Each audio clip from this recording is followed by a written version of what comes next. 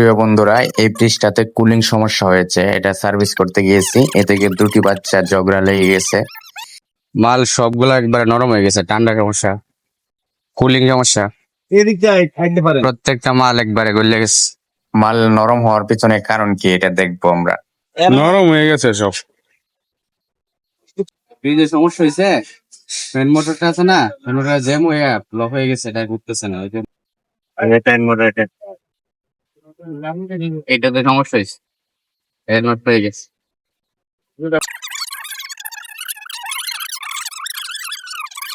এখন ফ্যান মোটরটা খুলে এটা সার্ভিস করতেছি এবং কুলিং সমস্যাটা সমাধান করে তারপরে আমরা এখান থেকে যাব ইনশাল্লাহ। আপনারা সাথে থাকবেন। এটা লাগাই দেবো, এটা নতুন, এটা নতুন। বাচ্চা দুইটা ফ্যান মোটরের পাখা নিয়ে মারামারি শুরু করে দিল। একজন আরেকজনকে মারতেছে, আরেকজন ফেরাইতেছে। আমরা এটা নিয়ে মজা করতেছি। চলুন তাহলে শুরু করা যাক এবং যাওয়া যাক সেই কাঙ্ক্ষিত গন্তব্যে, যেখানে এই সমস্যাটা হয়েছিল এবং আমরা সমাধান করেছিলাম। সবাই 30 টাকা বা একটু সমস্যা কি, রাইতে চালু দিলাম, বাতি জ্বলা দেখেন, কিন্তু দেন মাল সব নরম হয়ে গেছে। লাইট শুধু জ্বলে। হ্যাঁ, দেন মাল, এই দেন মাল দেন একবার নরম হয়ে গেছে।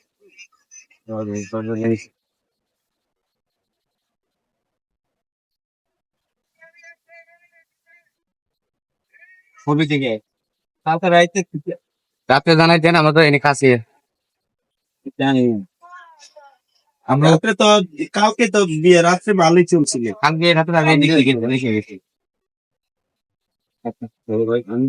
এই পর্দাটা তুইলে দিয়ে আগে রাখি, পর্দাটা আগে তুলি। ওই দিকে দেখা যাবে না।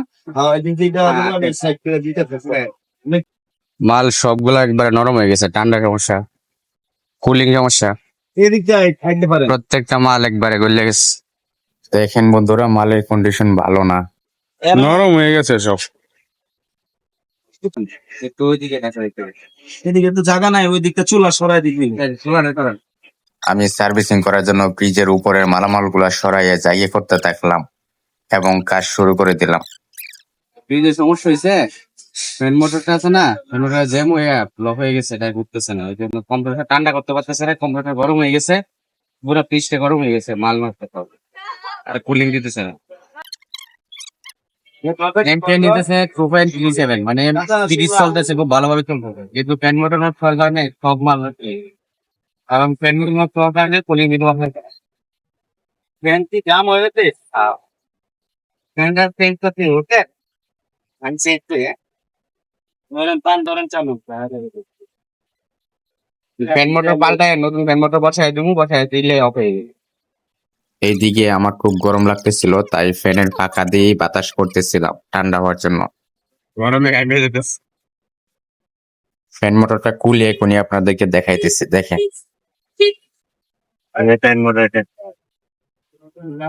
এইটাতে সমস্যা হয়েছে, এর নট হয়ে গেছে। আমি এই মোটরটা এখানে লাগাই, মোটরটা এখানে লাগাবো।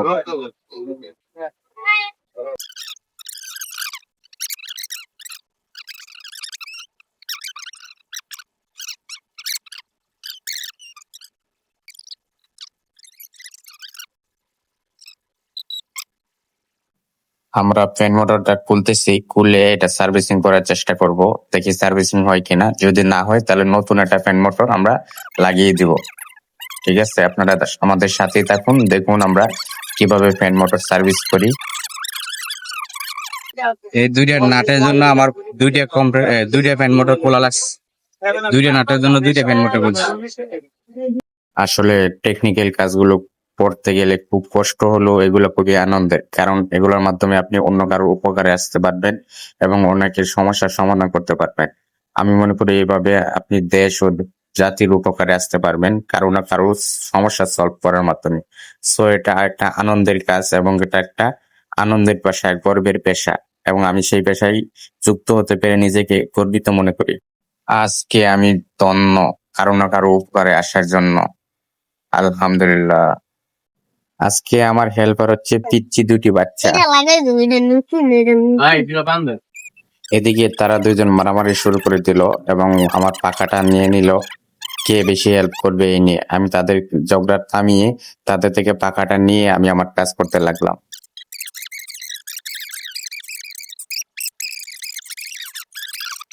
পাখাটা ঠিক মতো বসানোর জন্য স্ট্যান্ডে মাপ দিতে হয়, সেজন্য আমি মাপ নিচ্ছি এবং বসানোর ট্রাই করছি।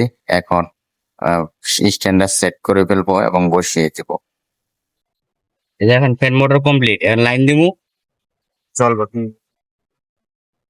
চলুন তাহলে লাইন দিয়ে চেক করা যাক ফ্রিজ কেমন চলতেছে, দেখা যাক। এই যে ইম্পেন্ডিসে 2.3, তার মানে আমার কম্প্রেসর চলতেছে এবং ফ্যান মোটর ওকে চলতেছে। এই যে বাতাস দেওয়া শুরু হয়েছে। এখন আমি কি করব, এটা মুছে দিব, এগুলো মুছে দিব, এগুলো মুছে ক্লিয়ার করে দিলে ঠান্ডাটা আরো ভালো আসবে। অনেক টেকনিশিয়ান এই কাজটা করে না, তারা ওর মধ্যে চলে যায়।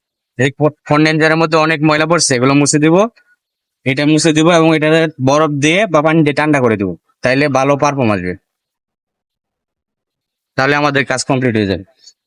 আমি অত্যন্ত যত্ন সহকারে মুছতেছিলাম এবং দোকানদারের পরামর্শ দিতেছিলাম। কারণ এটার উপরে যদি ধুলাবালি থাকে আর যদি এটা ঠান্ডা দেয়, তাই এটা ঠান্ডা লাগবো।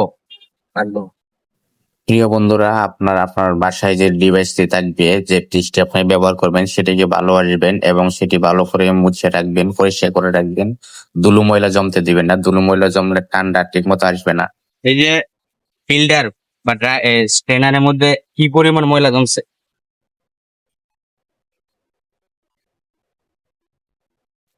একবারে প্রলেপ পড়ে গেছে। এই ভিতরে কভার কভার বেরিয়েছে, কি পরিমাণ ময়লা জমছে। আর কন্ডেন্সার তো একবারে নষ্ট বাবু হয়ে গেছে। কন্ডেন্সারে যদি এরকম ময়লা থাকে, তাই কন্ডেন্সার কি ঠান্ডা হবে? হবে না। তারপর আমরা কিভাবে আসবে? এই যে মাল বলছি কি এমনি বলছে, বাতাস দিতে হইব দূরে উঠিয়া। যদি হাতের কাছে ব্লোয়ার ফ্যান থাকে তাহলে ব্লোয়ার ফ্যান দিয়ে বাতাস ফিরে দিলে হলো। ব্লোয়ার ফ্যান নিয়ে কি মার্কেটে আসা সম্ভব? গাড়ি নিয়ে আসলে তাইলে আসা।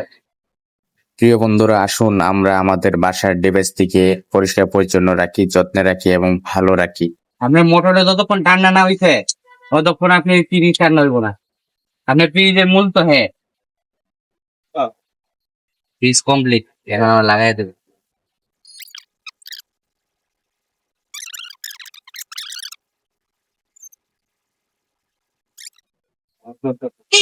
ওকে, এখন দেখবেন আপনার দিকে দেখবেন ঠান্ডা চলে যাবে।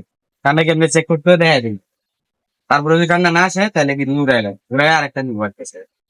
এইভাবে আমাদের কাজটি কমপ্লিট করে মালপত্র সব গুছাইয়া দোকানদারের অফার করা চা কফি খেয়ে তারপরে আমরা বিদায় নিলাম। একবার কমপ্লিট হয়ে গেছে, ফ্রিজ ওকে হয়ে গেছে।